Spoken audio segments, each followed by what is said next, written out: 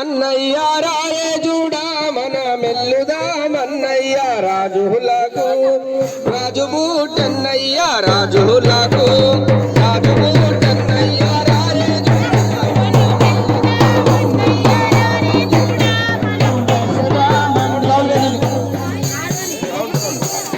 యువయనే దేశమానన్నయ్య యువయనే దేశమానన్నయ్య యువలకు గొప్పరాజుబూటన్నయ్య గొప్పరాజుబూటన్నయ్య రాజులకు రాజుబూటన్నయ్య రాజులకు రాజుబూటన్నయ్య రారే చూడా మన మెల్లుదామన్నయ్య రారే చూడా మన మెల్లుదామన్నయ్య పశువులా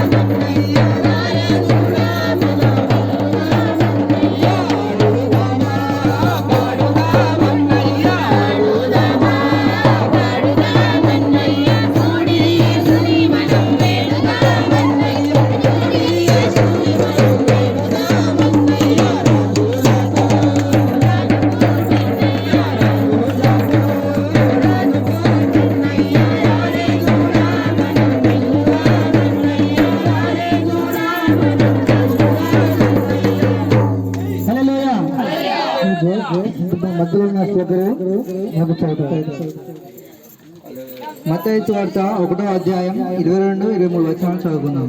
ఇదిగో కన్యక గర్భవతి కుమారుని కనును, ఆయనకు ఇమ్మానుయేలను పేరు పెట్టుదురు అని ప్రభు తన ప్రవక్త ద్వారా పలికిన మాట నెరవేరునట్లు ఇదంతయు జరిగెను.